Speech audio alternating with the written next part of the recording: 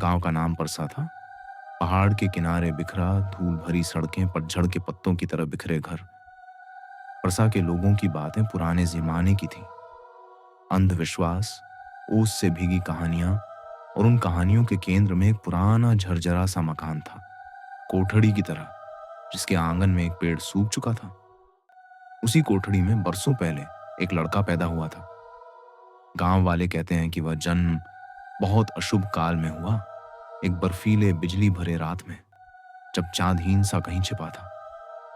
माँ की चीख कमोबेश वही थी जो किसी और के लिए जीवन की शुरुआत होती है, पर उसके लिए वह चीख अंतिम श्वास बन गई। माँ की सांसें थम गईं और घर पर एक गहरी खामोशी उतर आई। पिता, जिसका नाम कन्हैया था, वह कठोर था, पर उस रात उसकी आंखों में जो दिखा वही उसे जिंदगी भर सताता रहा। शिशु को पालना उसकी जिम्मेदारी बन गई, पर प्यार नहीं। गांव की दुकानों में लोग फुसफुसाते, अशुभ समय में पैदा हुआ, आंखें नीली नहीं, देखने में अजीब। बच्चे की आंखें छोटी न थी, पर उनमें कुछ था, जैसे कि अंधेरे में चमकीली रेखाएं हों। लोग उसे देखकर रास्ते बदल लेते, कोई उसे अपने घर नहीं आने देता। उसका नाम रखा गया मोहन। बचपन से ही वह अलग था। लड़के का दिमाग कुछ ठीक नहीं था। वह चीजें टुकड़ों में समझता, बातों में उलझता, और जब कुछ समझ ना आता तो अटक जाता। मगर उसे बड़ा भयावह कुछ और था। उसका चेहरा, उसकी आवाज, उसका हंसना, सब कुछ लोगों को असहज कर देता। बच्चा खुद भी अकेला था। उसकी नजरों में एक खालीपन था जो किसी को खा लेने सा लगती। समय बदला, पर कटीले शब्द और घृणा नहीं बदले। मोहन बड़ा हुआ, शरीर का आकार बढ़ा, पर चेहरे पर वही अजीब सी स्थिरता बनी रही। गांव की गलियां उसे छू कर गुजरती थी, जैसे कोई खराब हवा। और तब हुआ वह घटना जिसने गांव की मिट्टी में इतनी गहराई से दरार डाली कि दिनों रात आग रहने लगी। गांव की लड़की कविता, वह थी जिसकी हंसी गांव भर में गूंजती। कविता की धारदार आंखें, बालों का घनापन और मासूमियत, सब कुछ ऐसा था कि कोई भी मोहित हो जाए। मोहन की नजर पहली बार उस पर पड़ी और दिल में कुछ टूट सा गया। पर वह प्यार का शब्द जानता ही नहीं था। उसके भीतर कुछ और जाग उठा, ईर्ष्या, ललक और एक अकेलेपन की पीड़ा, जिसने उसे बार बार कविता की ओर खींचा। एक शाम मोहन ने हिम्मत जुटाई और कविता के घर के पास खड़ा होकर उसे अपने मन की बात बताई। कविता हंस पड़ी। उसकी हंसी में थोड़ी सी बौखलाहट थी। उसने मोहन का मजाक उड़ाया। गांव वाले जो पास थे वे भी। मोहन की पीठ पर आग लग गई। वो कुछ समझ न पाया, पर उस रात जब कविता इलाके में अकेली थी, मोहन ने उसके पीछे जाकर उसे पकड़ लिया। वह जबरदस्ती करने लगा। उसे चिल्लाने से रोकने के लिए उसके कपड़े फाड़ दिए गए। कविता की चीख ने गांव की नींद तोड़ दी। लोग दौड़े आए और गांव वालों की भीड़ तूफान बनकर मोहन पर टूट पड़ी। पत्थर, डंडे, इंसानी क्रूरता की सारी परतें खुल गईं। मोहन की चीखें हवा में घुल गईं और फिर एक गहरी, लंबी चिल्लाहट के बाद वह जमीन पर गिरा। उसकी आत्मा तो शायद पहले ही छूटी थी, पर शरीर भी मर गया। गांव वालों ने उसे वहीं छोड़ दिया। उसके कपड़े खून से सने और धरती पर मिट गए। मृतदेह को देखते हुए लोगों ने राहत की सांस ली, पर वे नहीं जानते थे कि मृत शरीर के साथ कुछ और भी दबा हुआ था। मोहन ने मरकर सबको छोड़ दिया, पर उसकी आत्मा, जो जीवन में अपमानित हुई थी, अब बदला लेने के लिए बनी थी। उसकी आत्मा ने गांव पर धीरे धीरे अपनी काली छाया डालनी शुरू कर दी। रात में किसी की आंखों में नीली रेखा, बच्चों के सिरों पर ठंडी हवा और घरों के काउंटर पर अचानक गिरती तस्वीरें। लोग धीरे धीरे जानने लगे कि यह कोई साधारण आत्मा नहीं, यह किसी तरह का दरिंदगी भरा जुझारू अस्तित्व था। एक ऐसी आत्मा जिसका मन रुक नहीं सकता था, जो उन दर्दों को जी जी कर वापस लेने को बेताब थी। गांव में भय का आलम बढ़ा। जानवर सड़कों पर रोने लगे, बच्चों के खेल बंद हुए और रात के समय घर की खिड़कियां बंद रहने लगी। जो भी घर मोहन की उस रात से जुड़ा था, वहां रंज और दुर्भाग्य घटने लगे। कविता के घर में हर रोज कोई ना कोई बिगाड़ होता। गाय बकरियों की मौत, फसल में कीड़े, नाते रिश्तों में कलह। पर गांव वाले समझते नहीं थे कि यह सब किस वजह से हो रहा है। तभी गांव में एक बूढ़ा बाबा आया। उसके कपड़े गैराम थे, आंखें धुंधली परंतु बातें तेज। लोग उसे बाबा हरि राम कहने लगे। उसने कहा कि यह काम किसी आदमखोर आत्मा का है और अगर उसे काबू में नहीं किया गया तो गांव का चोला ही जल जाएगा। बाबा हरिराम ने कहा कि मोहन की आत्मा को पानी और हवा से अलग कर देने का उपाय है, पर असली उपाय था उसे किसी ऐसी चीज में कैद कर देना जो दुनिया में स्थिर रहे, जिसके भीतर उसकी ऊर्जा फंस जाए और कभी बाहर न निकल पाए। बाबा ने गांव के पुराने विधान और मंत्रों का सहारा लिया। उसकी उंगलियां कई घावों की तरह थीं, जैसे उसने पहले कई आत्माओं को बांधा हो। उसने मोहन की अस्थियों के पास जाकर हाथ उठाया, मन ही मन कुछ शीतल मंत्र बोले और उस रात चांद के अंधेरे में उसने एक लकड़ी का फ्रेम चुराया, एक फोटो फ्रेम जिसे उसने अपने पास रख लिया। फ्रेम पुराना था, चूना उखड़ था, पर उसमें एक जगह खाली थी, जैसे किसी की तस्वीर के लिए। बाबा ने बताया कि जिस चित्र में उस आत्मा की प्रतिमा खंद जाएगी, उससे वह फ्रेम भर जाएगा और आत्मा के पास लौटने की शक्ति छिन जाएगी। बाबा ने मुट्ठी में मंत्रों को खींचकर उस फ्रेम में मोहन की परछाई डाल दी, पर यह कोई साधारण बंदिश नहीं थी। उसने मोहन की आत्मा को फ्रेम में दबोच दिया, पर उसकी परछाई को तस्वीर जैसा बना दिया, जैसे चेहरा स्थिर हो गया। फ्रेम में एक काली सी तस्वीर आ गई, मोहन की आंखों की आभा, उसके चेहरों की सख्ती, पर बाबा ने उसमें कुछ और भी रखा। एक छोटा सा ताबीज, कुछ राख और गांव के उन लोगों के नाम जो उसे मार चुके थे। बाबा ने कहा, यह फ्रेम किसी के पास ज्यादा देर तक नहीं टिकेगा। यह भाग्य एवं कर्म का संग्रह है। इसे जंगल में एक ग्रेवयार्ड में दबा देना चाहिए था, पर मैंने इसे छुपा के रखा ताकि कल को किसी ने गलती से खोल न दिया। वह रात गांव के लिए राहत लाई। हवा शांत हुई, गायें चूर चूर हुई, पर बूढ़े बाबा ने कहा कि फ्रेम सुरक्षित रहना चाहिए, पर मानव की जिज्ञासा और लालच बड़े खतरनाक होते हैं।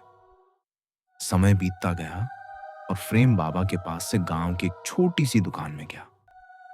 आदमी ने फ्रेम को पेंटिंग की जगह रख दिया, फिर किसी ने वह खरीद लिया और फिर एक और। कभी किसी के हाथों में टूटा, कभी किसी के घर की अलमारी में धूल जमा कर पड़ा, पर फ्रेम की आत्मा हमेशा भीतर ही रही, बंद और कफनदार, लेकिन पूरी तरह मरे हुए दिल की तरह सतह पर झुर्रियां बांधे हुए। फ्रेम के साथ जुड़ी हर चीज में काला साया था।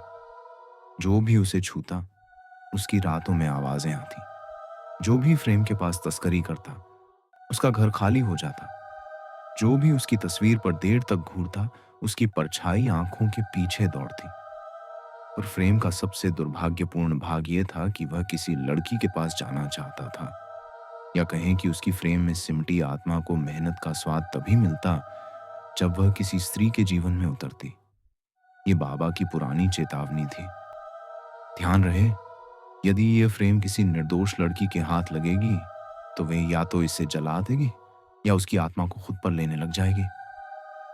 समय का पहिया लगातार घूमता रहा। गांव का नाम परसा कहीं पीछे छूट गया और उम्र दौर का चक्र चलता गया। फ्रेम कई हाथों से गुजरकर शहरों में बिकता खरीदता गया। फिर एक छोटी सी महिला के हाथ लगा। उसका नाम मीरा था। मीरा शहर की रहने वाली नहीं थी, पर उसने नौकरी छोड़कर गांव में अपने दादी के पुराने घर की मरम्मत की ठानी थी। उसे पुरानी चीजों का शौक था, कबाड़ की दुकानों में चीजों को छांटना, पुराने वरों की खुशबू में अपना सुकून ढूंढना। एक दिन उसने ठेले पर उस फ्रेम को देखा, धूल से जकड़ा, पीछे से पट्टियां टूटी हुई। फ्रेम के शीशे में जैसे किसी की परछाई टिकी थी। मीरा के भीतर कुछ खास नहीं था, बस एक दिल जो कहानी सुनना चाहता था। उसने बिना सोचे समझे फ्रेम लेकर आ लिया और उसी समय फ्रेम ने अपनी खामोश जले हुई मुस्कान खोल दी। घर पर फ्रेम रखने के बाद भी कुछ दिनों तक कुछ विशेष नहीं हुआ। मीरा ने फ्रेम को दादी के कमरे की अलमारी पर रखा। वह कमरे में झटपट आवाजें आती, पर वह आकस्मिक मान बैठी। पर जब रातें ठंडी हुईं और बारिश की पहली बूंदें छत पर गिरी, तब फ्रेम के शीशे के भीतर हलचल हुई। रात को मीरा ने पहली बार देखा कि फ्रेम में रखी तस्वीर की आंखें चलती हैं, एक हल्की धीमी पलट। उसने सोचा कि थकान है, पर फिर से रात को फ्रेम ने कुछ आवाज निकाली, जैसे किसी के दांतों का हलचलना। मीरा की नींद टूट गई। उसने फ्रेम को कवर किया, पर वह कल की तरह उसी कोठरी की हवा लेकर आया, जैसे कोई सांस हिल रही हो। उस रात मीरा ने सपना देखा, एक बच्चा जो खून से सना हुआ था पीछे मुड़ा और बोला, कह दो मुझे माफ कर दो। उसकी आवाज रेत की तरह सफेद थी। मीरा जाग कर बैठ गई और कमरे का दरवाजा बंद कर लिया, पर उसकी छाती पर कोई दबाव सा था, अकेलापन जो हाथ में कुछ पकड़े हुए था। दिन गुजरते गए और घटनाएं तेज होने लगी। मीरा को गांव की ओर से अजनबी फोन आने लगे। कोई फुसफुसा कर नाम लेने लगता और हंसकर फोन काट देता। पड़ोस की बिल्ली अचानक रो रो कर मर गई। मीरा के सपने और हकीकत के बीच रेखाएं धुंधली होती गई। फ्रेम का चेहरा आधी रात को उसके कंबल के पास खड़ा दिखता। खिड़की पर कोई हाथ का निशान होता। दर्पणों में कहीं ना कहीं मोहन की छोटी सी परछाई बिखरती। उसने फ्रेम को कई बार अलमारी में छुपाया, पर फ्रेम जैसे खुद को बाहर निकालती हुई निकल आता और उसकी सुई सी आंखें मीरा की नींद पर जाल डालती। एक रात जब बारिश जोरों पर थी और बिजली बार बार चमक रही थी, मीरा की जवानी की यादें उसके कमरे में पिघल रही थीं। उसने किताबों की गड्डी के ऊपर बैठकर सोचा कि शायद वह थका हुआ है। तभी फ्रेम की तस्वीर की आंखों में कुछ अलग सा चमका और उसके चेहरे पर वो पीड़ा दिखी जो गांव की गलियों में थी। अचानक फ्रेम के शीशे पर किसी ने हाथ रखा, पर कमरे में कोई नहीं था। मीरा की सांस अचानक तेज हुई। फ्रेम की तस्वीर ने मुस्कान बनाई। वह मुस्कान मनुष्यों की नहीं थी, वह कुछ दबी हुई पुरानी भूखी मुस्कान थी।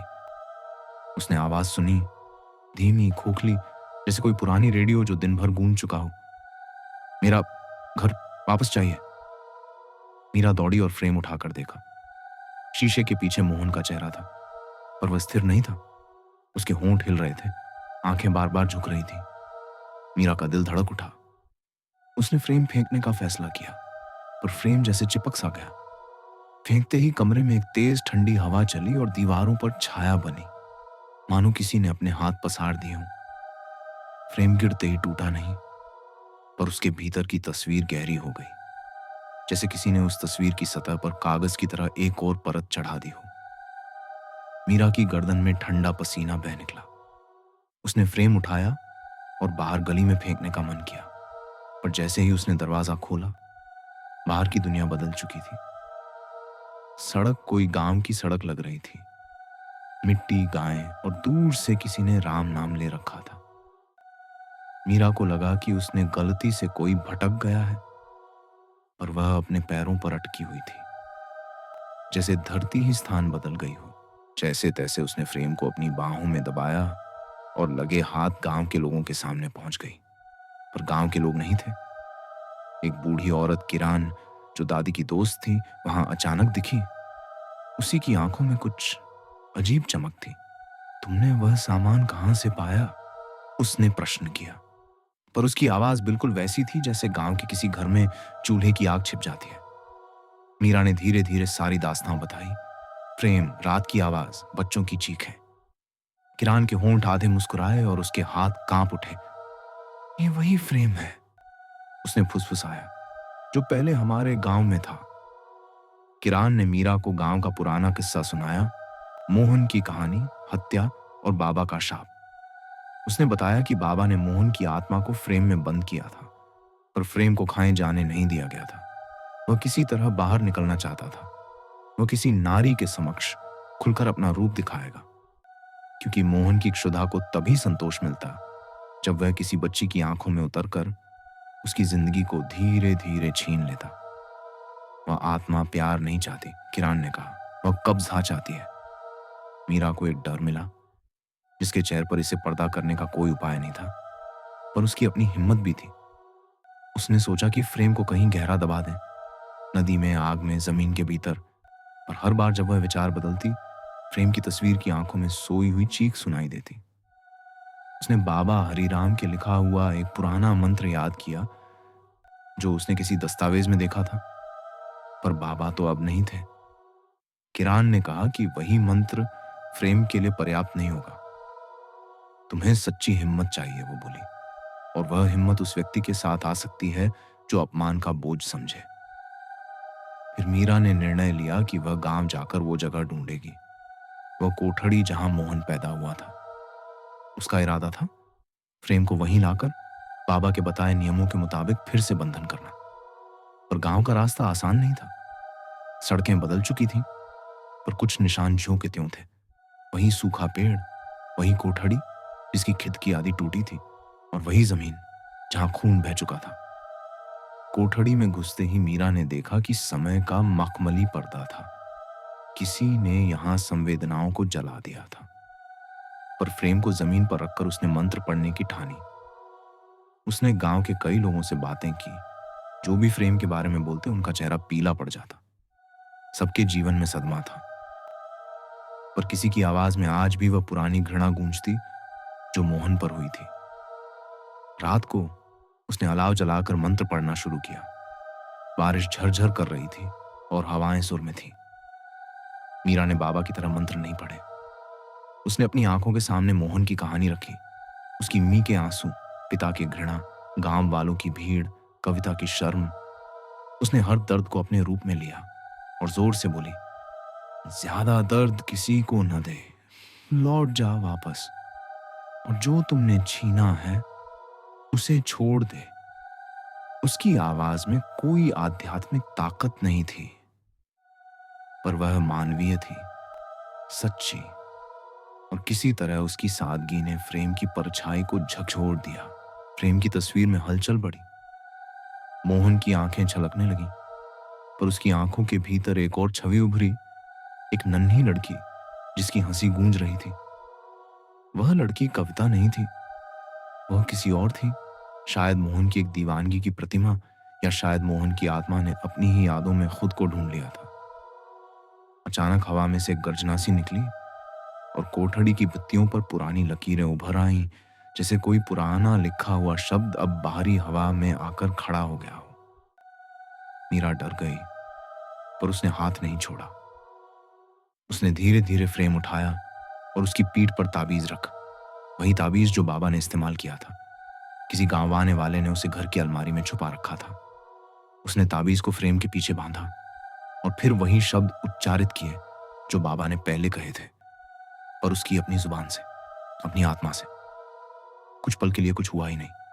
फिर फ्रेम के भीतर एक गहरी आवाजदार चीख निकली, ऐसी चीख जिसने मीरा के कानों में घंटों गूंज छोड़ी।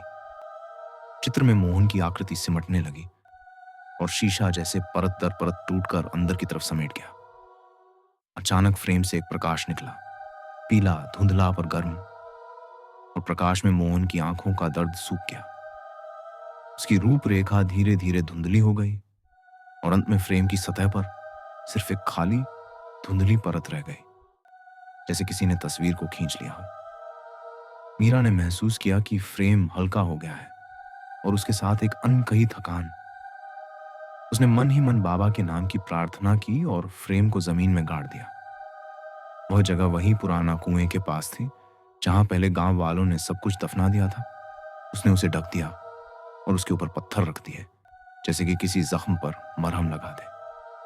मीरा सो गई, पर उसकी नींद में एक सपना फिर आया। उस सपने में मोहन वहां खड़ा था, पर उसका चेहरा बदल चुका था। उसकी आंखों में अब कोई तीखी चमक नहीं थी, पर उस मुस्कान में कुछ और था, एक अलग सा शांति और फिर भी एक अजीब ठंडक। मोहन बोला, शुक्रिया, और उसके होंठों से निकली आवाज में अब कोई धमक नहीं थी, और उसकी आंखें धीरे धीरे बंद हो गईं। मीरा ने सोचा कि अब सब ठीक हो गया।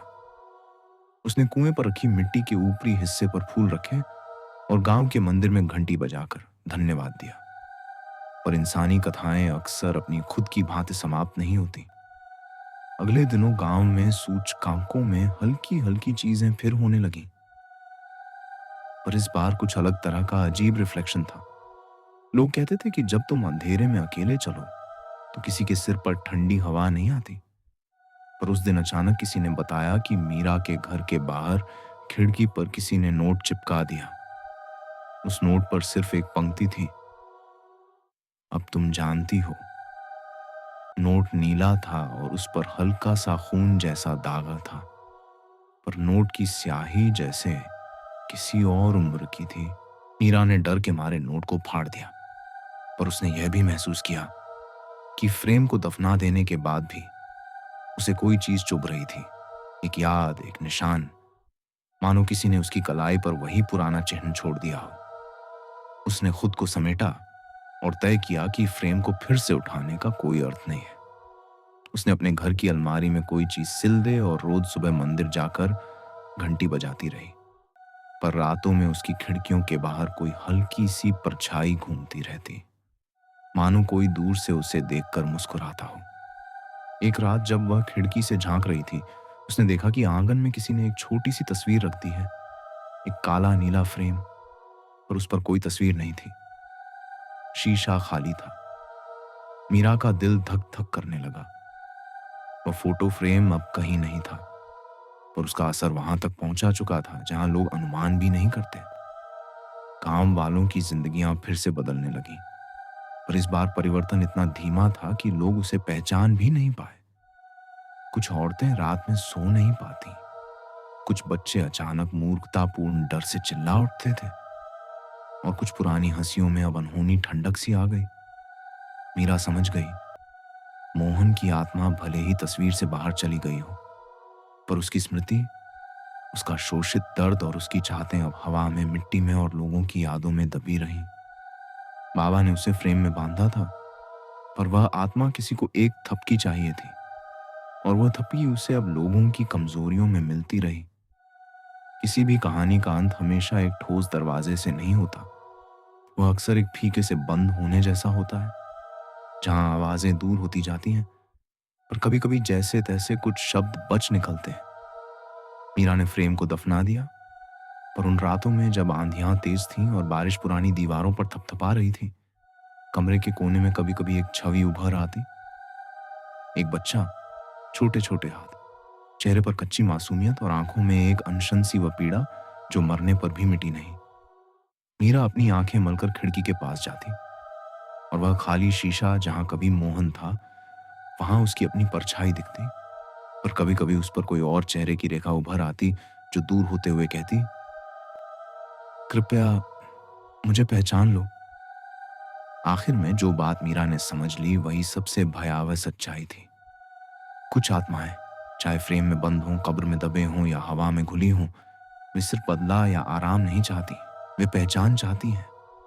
उन्होंने जिनको अपमानित किया, उन्होंने जो हमारे द्वारा छूटा, वे सब आखिरकार इसी एक छोटे से क्षण में लौट आते हैं, जब तुम रात के अंधेरे में अपने आप से बातें कर रहे होते हो और तुम्हारी आत्मा में किसी खोई हुई चीख उठती है।